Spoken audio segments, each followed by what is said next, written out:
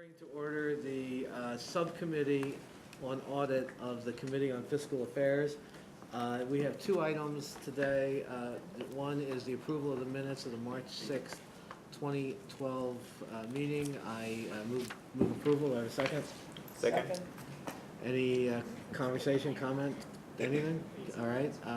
All those in favor signify by saying aye. Aye. Opposed? Abstentions? It carries.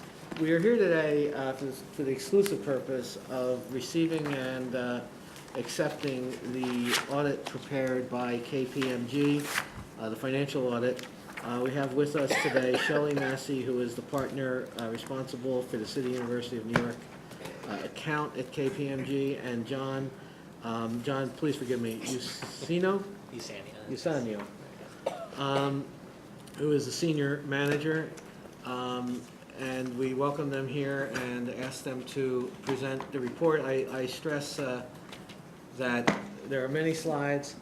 I trust you'll pick the ones that are necessary and essential. and we'll go from there. And so I would turn it over, I assume, to Shelley? Yes. Okay. And I apologize, my voice is a little weak. I feel perfectly fine. I just have no voice. Actually, it's not terrible. It's not terrible. At certain points, it dips a little bit and you won't be able to hear me. But I did want to introduce John. I think this is the first time that you're seeing him. If you remember, for the last 5 years, Erin Shimbari was your senior manager. And she recently accepted a 3-year rotation to our Montvale office. And she is working on our e-audit tool, as well as standardizing our audit approach. So I'm happy to have John. He just finished a 3-year rotation with our Department of Professional Practice. So he is back serving not-for-profit organizations, including higher education.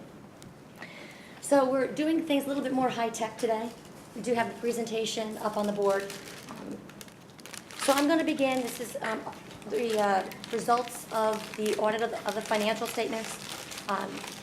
And John and I are going to be going back and forth and going through this with you today. So first, I'm just going to touch briefly on slides 3, 4, 5, and 6, going through the responsibilities. The key responsibility for the university is preparing the financial statements in accordance with generally accepted accounting principles. So management does have the responsibility to prepare the financial statements and also establish and maintain an effective internal control system. So we do audit that, and we want to ensure that the transactions that are flowing through the university's financial statements, there are proper internal controls to ensure that the transactions are being recorded properly. The audit subcommittee's responsibilities are one of oversight of that financial reporting process by management, and also promoting continuous improvement over the financial reporting process. And then we have our responsibilities. We have more responsibilities than anybody else. But first and foremost, we do conduct the audit in accordance with professional standards. Those professional standards are auditing standards that are generally accepted in the United States, as well as government auditing standards. And government auditing standards are applicable because the university receives federal student financial assistance, and we do conduct our audit over that, which we will report back to you, and the financial statements are included in that package. We are going to be issuing an unqualified or clean audit opinion on the university's financial statements. With respect to the financial statements, I have mentioned this before, we do not audit the foundations. They are included in the university's reporting package. They are discretely presented component units, so they are included on separate pages. So you'll notice that there is a balance sheet for the university, and then the next page is a balance sheet for the aggregate of the component units. We do state that in our opinion that we rely on the foundation's auditors' opinions. We do receive all the audit statements. We do review them for reasonableness. And we do confirm with the foundation's auditors that they are independent with the university, because of the fact that they are rolled up into the university's reporting entity. Not only do the auditors need to be independent of the foundation, but they need to be independent with the university as well. One other thing to note on the opinion this year, there are 2 additional paragraphs that we have included that relate to new accounting pronouncements, GASB 63 and GASB 65. And John is going to be covering the impact of those on your financial statements in a few future slides. I guess the other important thing to note that we are responsible for are, as I had mentioned, we do test the internal controls over the university's significant transactions as well as fraud. And we would also have a responsibility of informing you whether or not there were any significant deficiencies or material weaknesses as a result of the test work. And we did not note anything, so there is nothing to report to you today. I think that takes us to audit status. So we are sitting here today on December 18th, maybe a little bit later than we have in the past, but quite frankly, the audit went very smoothly. I think we're about 2 weeks behind where we really should be, and I attribute that to the storm. I mean, I know CUNY was out of power for about 3 or 4 days, but there was many people on my engagement team, myself included, that were out of power for 2 weeks. So it did hurt us in trying to complete the audit and just, having a place to work. And so, yeah, that's where we are today. But again, quite frankly, it went very smoothly. And I think the only thing that's pending right now is the management representation letter. So we have concluded all of our other down-to-date procedures, and we do expect to receive that, I'm guessing either this evening or tomorrow, and we will be releasing the financial statements tomorrow upon receipt of that. We're just awaiting the chancellor's signature on that, so it's upstairs. It crossed my desk a couple hours ago. Needs one more signature. All right, that takes us to slides 10 and 11, where we have included our audit areas of focus. So on these 2 slides, we have included various areas where we spend a good chunk of our audit effort. And quite frankly, a lot of these areas relate to management estimates and judgments. So there may be some use of specialists on KPMG's engagement team that I will be covering as we go through these. But the first relates to the classification of assets, liabilities, and net assets. The balance sheet of the university is required to have a classified balance sheet, which means that assets and liabilities are required to be shown in their current and non-current presentation. So we do look at that, and we look at supporting documentation to support the current and the non-current classification. With respect to net assets, they are classified as either net investment in capital assets, restricted or unrestricted. And again, we receive support from management on their classification of equity into these categories. And specifically for net investment in capital assets, there is a calculation that management does to support the various assets and liabilities that meet this category. And we do look at that for reasonableness. We look at the presentation of scholarship allowance and expense. A portion of this is shown as net tuition revenue, and a portion of this is shown as an expense, depending on what the use of the scholarship is for. And for both of those, we had no exceptions to our audit work. The evaluation of student accounts receivable is approximately $139 million at the end of the year, and management does calculate a reserve for uncollectible receivables. We look at the reserve to ensure that it is consistently calculated with the prior year and that it is reasonable. And we do look at the aging of the receivables to determine whether or not we feel that the reserve is adequate.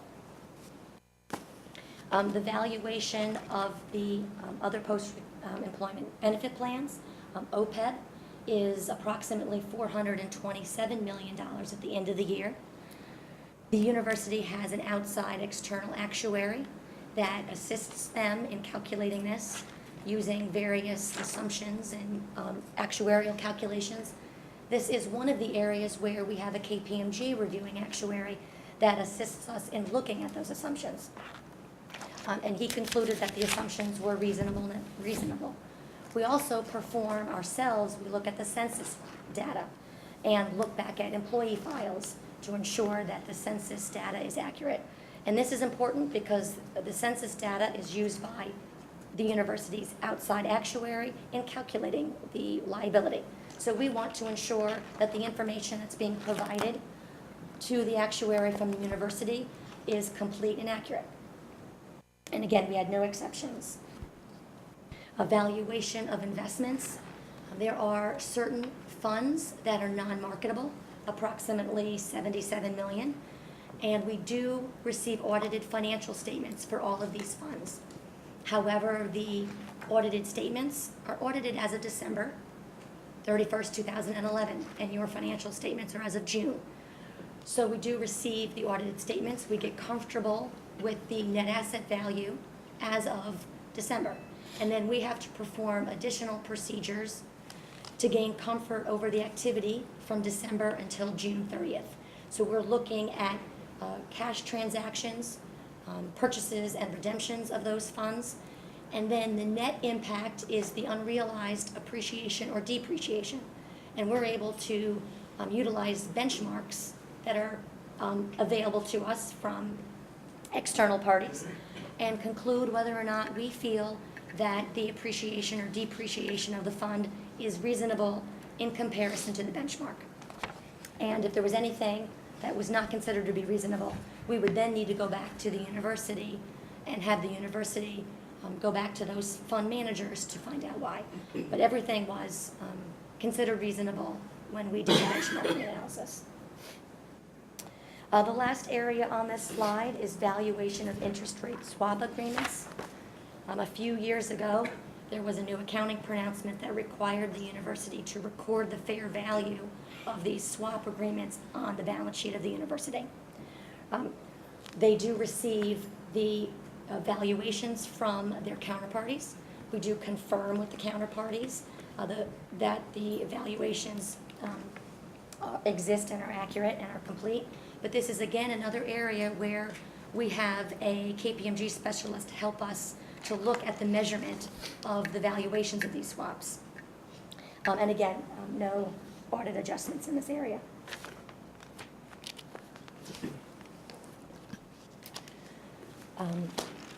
There were certain bond transactions this year. The university has issued just over $133 million of debt, and we did look at supporting documentation to support the values of these new issuances and the recording of that in the financial statements. The next item is review of tax compliance. While the university is a tax-exempt organization, there is still a requirement for the university to meet that tax-exempt purpose. We do have a tax manager in our engagement team that does look at that for us and provides us with a conclusion memo to state just that you have continued to maintain your tax-exempt purpose and status. The last item is review of information technology controls. We have IT partner, manager, and staff who are on our engagement team who look at these general controls every year. And we did pay particular attention to the new schools that did implement the new student information system and looked to ensure that the information had transferred appropriately from old system to new system. And I guess actually the next slide sums up everything with respect to our audit procedures for this year. And we had no audit adjustments noted.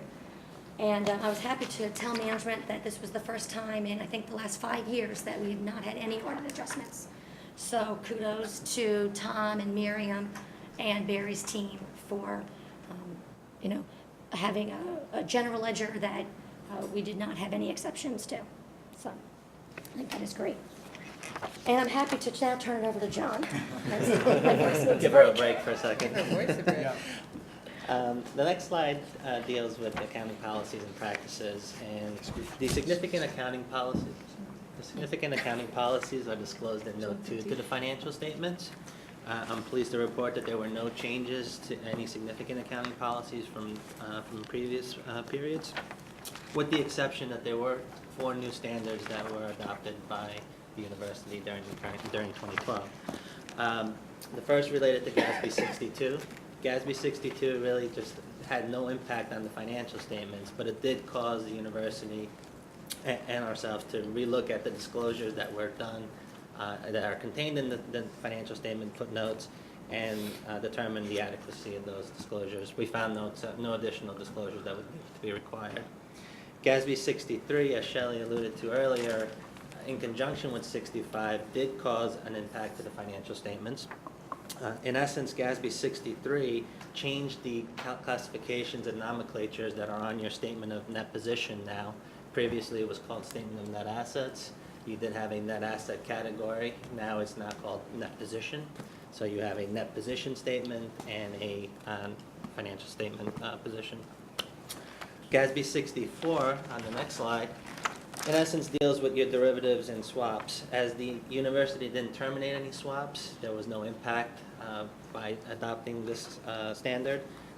To the extent you do terminate any swaps in the future, this will be something that will need to be contemplated in conjunction with those terminations. And finally, GASB 65, again, as I mentioned, did have an impact to the financial statements. GASB 65 really did two things. In essence, it took the classifications and reorganized the recognition of certain things that were previously in assets and liabilities. And this primarily related to your deferred debt refundings. And the bigger part, it caused a change in the, or restatement to your changes in net assets. 51.3 million of deferred financing costs were required to be written off. As of June 30th, 2011, those were included as other assets. They are no longer there as of 2012 as a result of this early adoption. We didn't restate anything. Yes. You did. So we restated last year's? Well, it's a one-year presentation, but yes, technically, the 51.3 million was a restatement of opening equity. Thank you. And that was a requirement to do so within GASB 65. It required the university to restate the earliest period shown. Thank you. Okay. Slide 15, again, deals with our reports and other deliverables. In addition to the financial statements that you have presented here, there are other deliverables that we will be presenting. The senior college audit report has been compiled and is currently being reviewed by management. We will present that at a future time. There is a single audit or OMBA 133 financial statement audit that is required. That due date is March of 2013. The majority of the test work has been completed in conjunction with our financial statement audit. We anticipate coming back to the committee sometime in February, I believe is what we're anticipating for its review and presentation. In addition, one other thing in conjunction with the A133, last year I believe there were 2 major programs. This year you have one solely on student financial aid that will be reported. So that is something that's a little bit different. Management letter comments have been compiled as well. We are working through management's responses to those, and those will also be presented, I believe, at the February meeting. So that'll be another deliverable that you will see within the next coming months. This slide really just sums up the remaining required communications in accordance with auditing standard 114. So there's really nothing else to report here. Some of the procedures that we perform in order to get comfortable that there's nothing else to report are various inquiries that we have with university management, including the audit subcommittee chair, legal confirmation review, minutes review, internal audit reports. So through all of those additional procedures, there was nothing else to report to you today. Now, that was quick. I'm turning it back over to John. The next topic relates to fraud risks. We're required to assess fraud during the audit. 2 of the fraud risks relate to revenue recognition and risk and management override of controls. In conjunction with revenue recognition, we perform certain procedures related to control test work at interim over revenue recognition, substantive analytical procedures. We review period and cutoffs to ensure that the appropriate period recognition, as well as doing test work over deferred revenue. As it relates to management override controls, this really impacts your financial statements in its entirety. We review significant estimates that are done. We test journal entries and any post-closing entries. Happy to report that there were no matters to report to you or any findings from the result of those two procedures. In addition, we also do various entity-level controls and entity-specific risks. We host, Shelley, myself, and other members hold meetings with various members of the committee, of management and the committee, to assess if they are aware of any fraud. Happy to report that there's nothing at this point that we need to report. Just one thing I did want to mention, because it has gotten a lot of press in terms of all of the audit committees, accounting firms. Testing journal entries.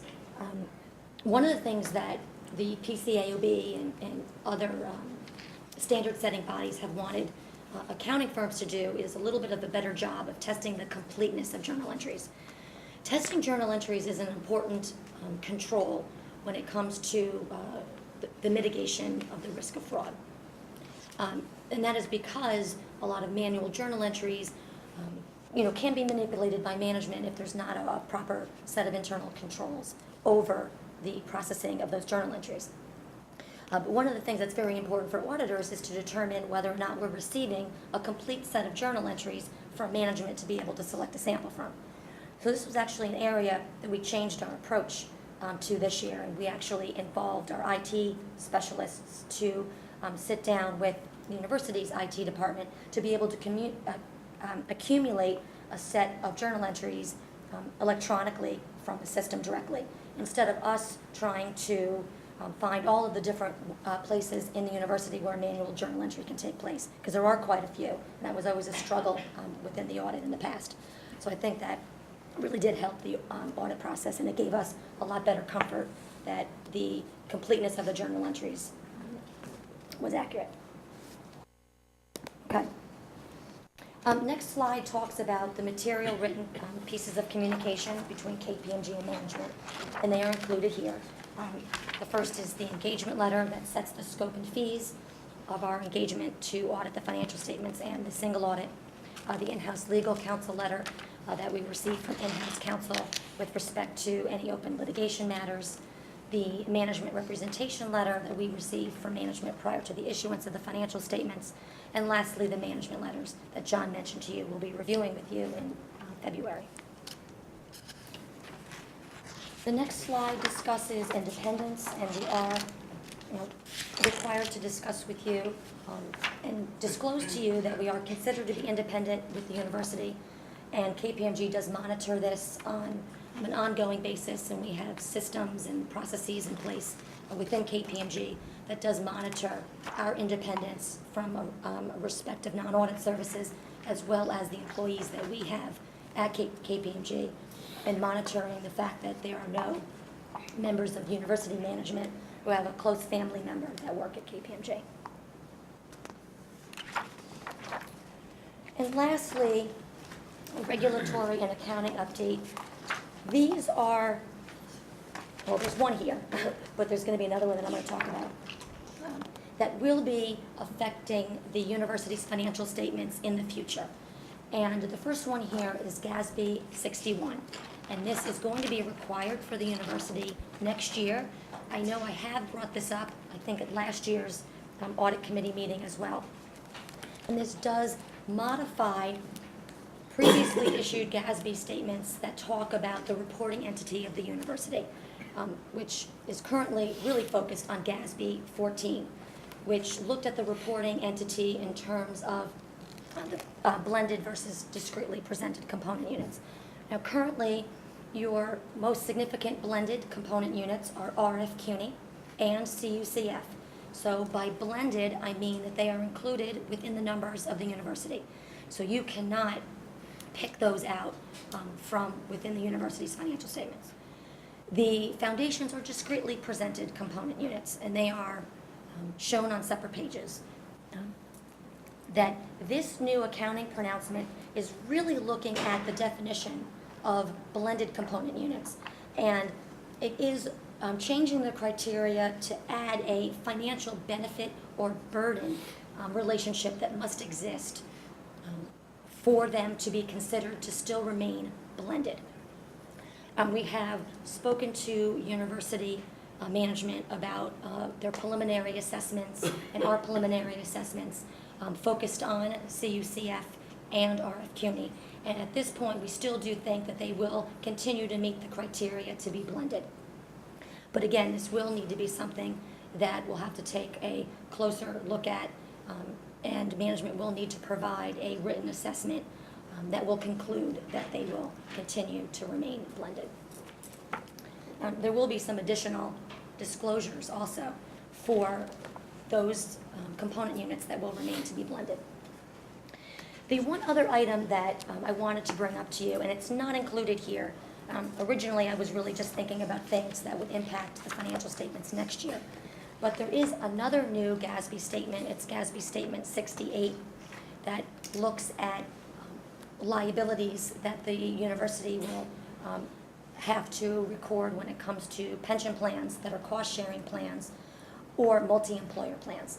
And there will potentially be an additional liability that the university will have to record for those in the year 2015. But the other thing that is being discussed currently, and it has not been finalized, but it is being contemplated, is taking those standards that are going to be required for pensions and requiring them for your OPEB plan as well, which could be a very significant impact to the university's financial statements. There's a very significant unfunded liability currently that is not being recorded as a liability on the university's financial statements that may need to be recorded if GASB does require those same standards for the pension plans to the OPEB plan. So again, more to come on that. This is 3 years down the road. And that really concludes my presentation. I did have one additional slide on the Audit Committee Institute to let you know that that is out there. And I do think that Peter does receive some information from the Audit Committee Institute.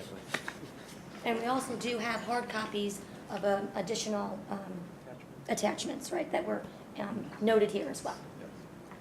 Shelley, thank you very much. Also for your thoroughness as well as your brevity. It's appreciated.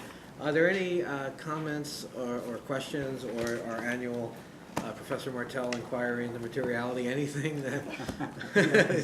I would be remiss if I didn't continue to carry the flag forward about questioning. With regard to GASB 61, you're talking about the Research Foundation, correct? Yes, that's one of the entities that's considered to be a blended component. And the issue there is whether they would Still meet this criteria to be blended. and then have to be separated. That would be an interesting exercise all by itself. Mm-hmm. I'm looking forward to that opinion. With regard to 68, that liability could be quite large. Yes, yeah, I mean, the liability for the unfunded OPEB is included in the financial statements, and I was just talking to Tom about it, and I think it's about a 1.2 It's about 1 point something billion. billion. And I don't know the pension impact off the top of my head, but yes. It's going to be very large. Yes. So we're going to have a going concern discussion next year? Yeah. Well, it won't be next year. It's 2015, Terry. 2015. But this But is I'll be it's retired impacting by all then. Okay. governmental organizations. So this is not nothing new. something that's just for It's CUNY. just whether it's reported. I understand, but once those things hit the balance sheet, it does affect things like credit ratings. Okay. First of all, I have to say, this is my third audit report, and this is the cleanest one that I've seen, and I think we would be remiss if, as trustees, we did not comment and congratulate, first of all, the entire financial operation in the university, obviously Senior Vice Chancellor Shaw, who will claim responsibility for this great result. No. Only kidding. Associate Vice Chancellor Sapienza, but really University Controller Barry Kaufman, Miriam Katowitz, and Thomas Zhu. I think you really do deserve a ample amount of credit and praise for a very difficult situation and making all the complexities involved here come out clean. And I think that is absolutely spectacular, and we owe you all a debt of thanks for that. You're here. Chair Pantaleo, if I can, I'm sorry to interrupt you. I just want to also I really want to recognize, we've been very lucky here at the university to have an outstanding controller in Barry Coffin for the last 10 years or so, and Barry's retiring as of January 9th, 2013. And I think, this clean report that we got today was really, a testament to Barry's outstanding work and his contributions to the university. So I want to recognize. I appreciate the Especially Barry. intervention, and I will also say that he is a much more successful controller than he is a retiree. I hope this time, Barry, that you are a little more successful than your prior attempts at retiring. Actually, to be perfectly honest, our intention is that he'll still be here about 3 days a week. Okay, so he fails yet again. Semi-retired. But certainly the minutes should reflect our appreciation for the years of service and the Absolutely. quality of this report. And Thank you. I think that's the very least we can do. And over a jovial, not serious objection, we saw no reason to vote on this. We will accept the report and then present it with our endorsement at the full committee meeting. So if there are no other business matters, I declare this meeting adjourned. Here, here. Thank you. Thank you. Thank you.